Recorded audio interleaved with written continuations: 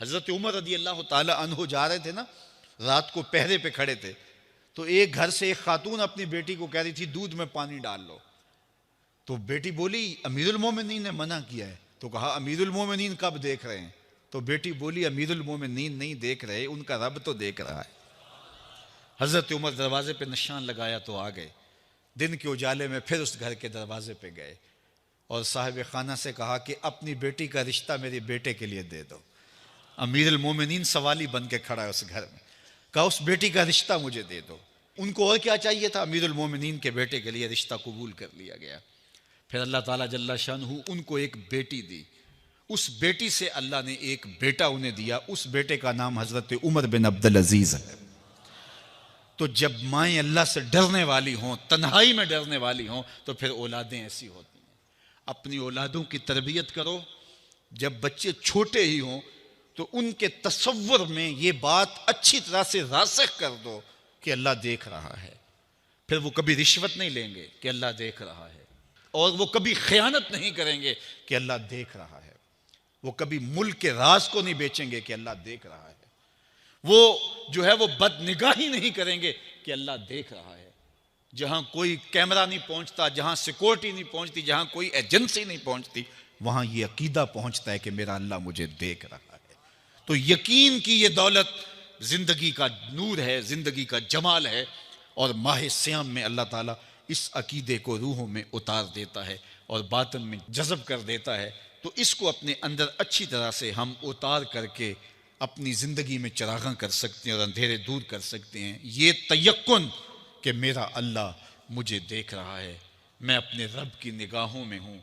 ارا زبیباً نملۃ سودا، کالی رات کے اندھیرے میں کالے پہاڑوں کی کوکھ میں گہرا غار ہے، اس غار میں چیونٹیوں کا سوراخ ہے، اس میں جب چیونٹی چلتی ہے اور وہ بھی سیاہ رنگ کی ہے، رات کی بھی سیاہی ہے، پتھر بھی کالا ہے اور چیونٹی بھی کالے رنگ کی، سینہ سنگ پر اس چیونٹی کے چلنے کی وجہ سے ایک وہمی اور گمانی لکیر بنتی ہے جس کو خوردبین سے دیکھنا بھی ممکن نہیں۔ تمہارا رب اس کو یوں دیکھتا ہے جس طرح دیوار چین کو دیکھتا ہے۔ تو کیا ذہن اور دماغ کی سکرین پہ آنے والے خیالات سے وہ غافل ہو سکتا ہے؟ کیا وسوسوں سے وہ غافل ہو سکتا ہے؟ تو آئیے اس یقین اور اس تیقن میں جینے کا گر سیکھیے۔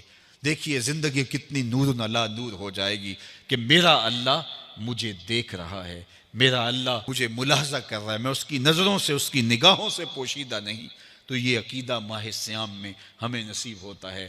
اور اگر ہم نے ماہ سیام کے دامن سے یہ سب کچھ نہیں سیکھا اور پورا مہینہ بھوک کاٹی، پیاس کاٹی اور مہینہ گزار دیا، اور عید کے دن وہیں کھڑے تھے جو ہم 29 شعبان کو جہاں کھڑے تھے، تو پھر ہم نے رمضان کی برکت کیا پائی؟ میرے حضور نے ممبر کی تینوں سیڑھیوں پہ قدم رکھتے ہوئے آمین آمین پکارا تھا، تو صحابہ نے پوچھا حضور یہ عجیب ماجرا ہم نے دیکھا ہے، کوئی دعا مانگنے والا نہیں تھا اور آپ نے آمین کہا، پھر دوسری سیڑھی پہ رکھا قدم، پھر آمین کہا، پھر تیسری سیڑھی پہ قدم رکھا تو آمین کہا۔ فرمایا میں نے پہلی سیڑھی پہ قدم رکھا تو جبریل حاضر ہوئے اور انہوں نے کہا اس شخص کی ناک خاک آلود ہو جس نے ماہ سیام رمضان المبارک کو پایا اور اپنی بخشش نہ کروا سکا۔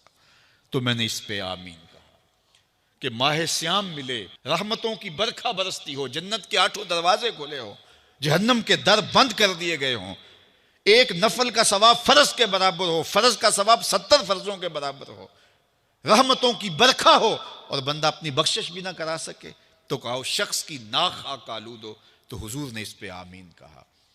تو اتنے پیارے موسم کو جو ضائع کر دے، ایسی حسین رت کو جو ضائع کر دے، اس کے لیے وعید بھی کتنی سخت ہے۔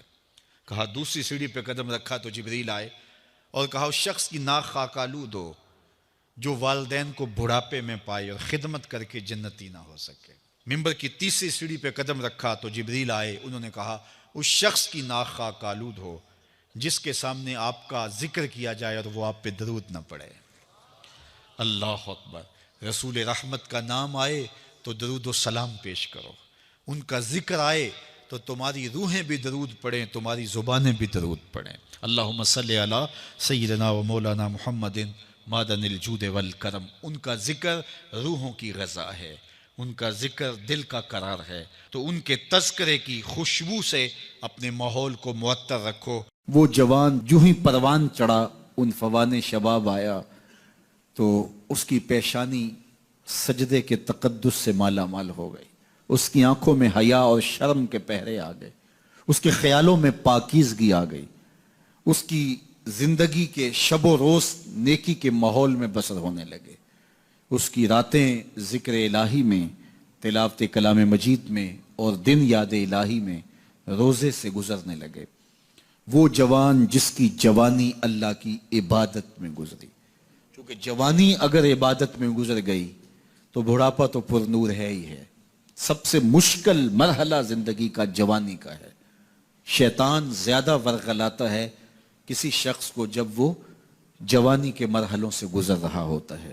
تو جس کی جوانی خیریت کے ساتھ گزر گئی اور اس نے اپنی جوانی کے تقدس کو محفوظ رکھ کے منزل تک پہنچا لیا، اپنی عصمت کے جوہر کی حفاظت کی، اپنی آبرو کو لٹنے نہیں دیا، اپنی آنکھوں کی شرم و حیا پر پہرے بٹھائے اور آنکھ کو برباد نہیں ہونے دیا اور اپنی زندگی کے تقدس کا پہرا دیا، تو جو جوان اپنی جوانی کو خیریت کے ساتھ گزار گیا۔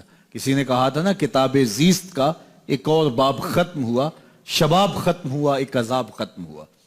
تو جوانی جس کی منزل تک پہنچ گئی خیریت کے ساتھ، عافیت کے سائے میں۔ مشکل تو بڑا ہے جوانی کو منزل تک لے جانا، خیریت کے ساتھ، داغدار نہ ہونے دینا، جوانی کے تقدس کو رسوا نہ ہونے دینا، عصمت کے جوہر پہ کالک نہ لگنے دینا، خواہشات کو غالب نہ آنے دینا۔ آسان کام تو نہیں ہے، مشکل کام ہے، لیکن اگر کوئی مشکل کاٹ گیا، جوانی کے تھوڑے سے ایام میں گزار گیا۔ اللہ اکبر۔ حضرت شیخ ختلی کہتے ہیں، داتا گنج بخش علی حجویری علیہ رحمہ کے مرشد ہیں، الدنیا یوم ولنا فیہا صوم۔ وہ کہتے ہیں دنیا ایک دن ہے، ہم روزہ رکھ کے گزار رہے ہیں۔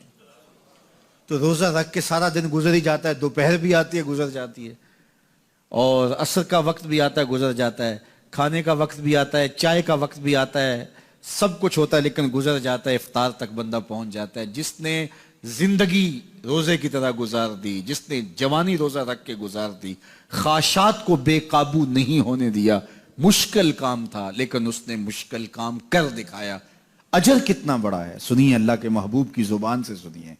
حضور نے ارشاد فرمایا جو سید ابو ہریرہ کے ذریعے سے ہمارے تک پہنچا، فرمایا قیامت کے دن جب سورج کا رخ سیدھا ہوگا، زمین تانبے کی ہوگی، لوگ پسینے میں شرابور ہوں گے، کوئی ٹخنوں تک پسینے میں، کوئی گھٹنوں تک، کوئی کمر تک، کسی کو پسینے کی لگام دی جائے گی، اور وہ پسینہ ایسے نہیں ہوگا جس طرح یہ پسینہ ہے، اتنا گرم ہوگا۔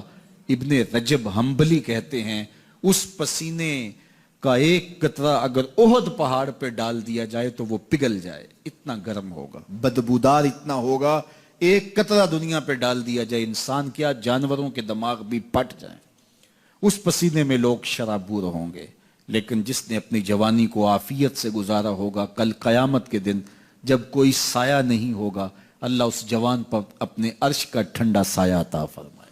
وہ شخص جس کو کسی عورت نے دعوت گناہ دی اور وہ صاحب منصب تھی، صاحب جمال تھی، اور اس نے یہ کہہ کہ یہ خواہش، یہ آرزو مسترد کر دی، انی خاف اللہ۔ اسی طرح کوئی عورت ہے تو اس نے اپنے تقدس کی حفاظت کی، اپنی آبرو پہ پہرا دیا اور کسی پیشکش کو ٹھکرا دیا، تو فرمایا قیامت کے دن جب کوئی سایہ نہیں ہوگا، اللہ اسے بھی اپنے عرش کا ٹھنڈا سایہ دے گا۔ کیسا سخت دن ہوگا، اور وہ کس اعزاز میں ہوگا، کس تکریم میں ہوگا۔ یہ تو 4 دن 10-20 سال ہیں، اور وہ 50,000 سال کا ایک دن۔ پھر اس کو اللہ کا شکر ادا کرنا ہوگا کہ اللہ تو نے کتنا کرم کیا میرے اوپر کہ میری جوانی خیریت اور عافیت سے گزری، اور آج اس کا تو کتنا بہتر صلہ مجھ کو دے رہا۔